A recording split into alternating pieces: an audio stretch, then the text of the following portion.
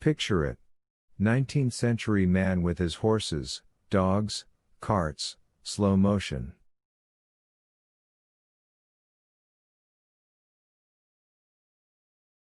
Then, in the 20th century, speed up your camera.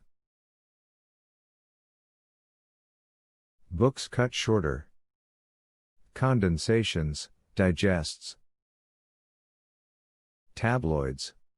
Everything boils down to the gag, the snap ending. Snap ending. Mildred nodded.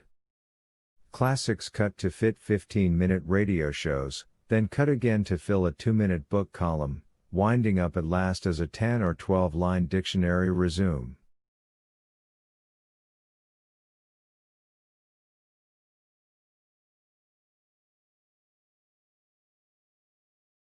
I exaggerate, of course.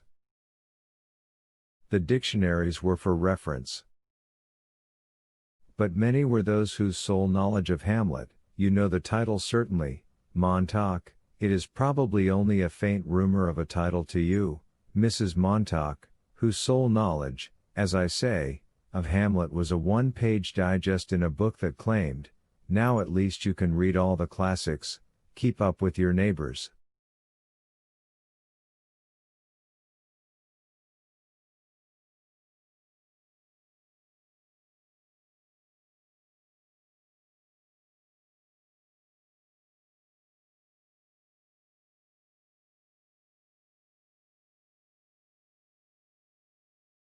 Do you see?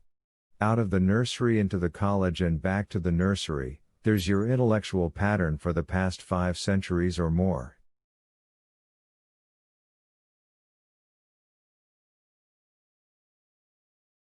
Mildred arose and began to move around the room, picking things up and putting them down.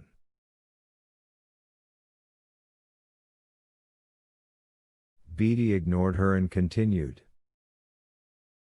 Speed up the film, Montauk, quick.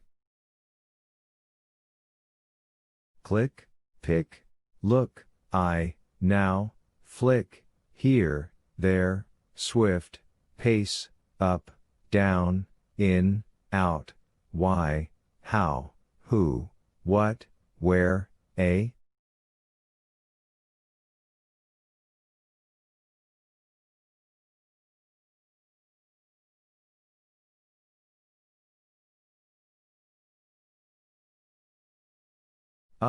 Bang.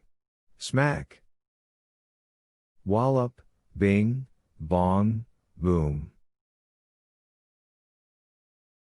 Digest digests, digests. Politics? 1 column, 2 sentences, a headline. Then, in midair, all vanishes.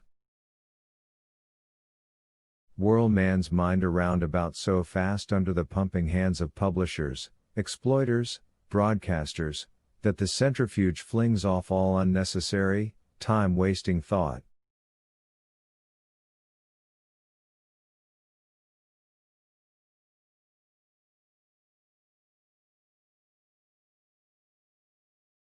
Mildred smoothed the bedclothes. Montauk felt his heart jump and jump again as she patted his pillow. Right now she was pulling at his shoulder to try to get him to move so she could take the pillow out and fix it nicely and put it back.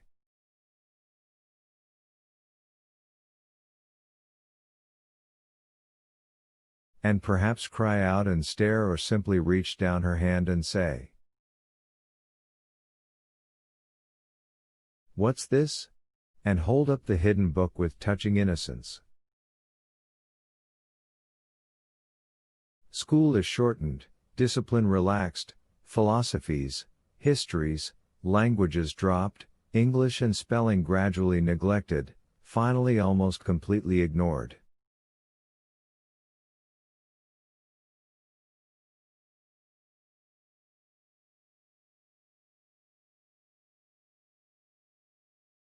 Life is immediate, the job counts, pleasure lies all about after work.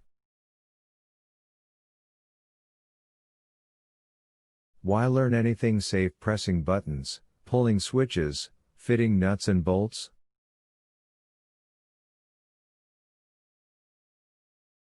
Let me fix your pillow, said Mildred.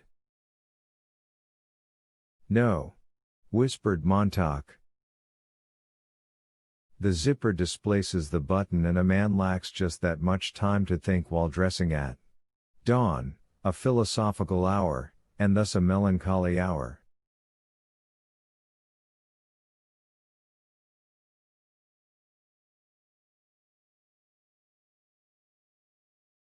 Mildred said, Here. Get away, said Montauk.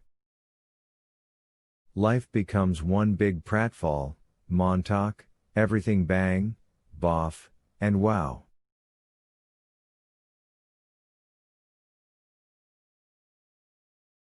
Wow, said Mildred, yanking at the pillow. For God's sake, let me be, cried Montauk passionately. Beatty opened his eyes wide. Mildred's hand had frozen behind the pillow.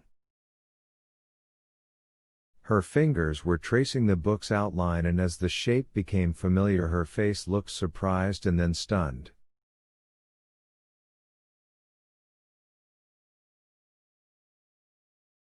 Her mouth opened to ask a question. Empty the theaters save for clowns and furnish the rooms with glass walls and pretty colors running up and down the walls like confetti or blood or sherry or sauterne.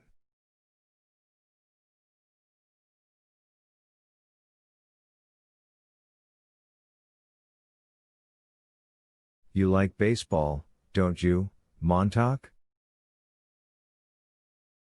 Baseball's a fine game. Now Beatty was almost invisible, a voice somewhere behind a screen of smoke. What's this? Asked Mildred, almost with delight. Montauk heaved back against her arms. What's this here? Sit down, Montauk shouted. She jumped away, her hands empty.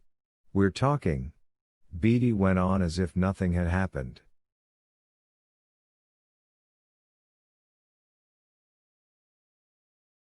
You like bowling, don't you, Montauk?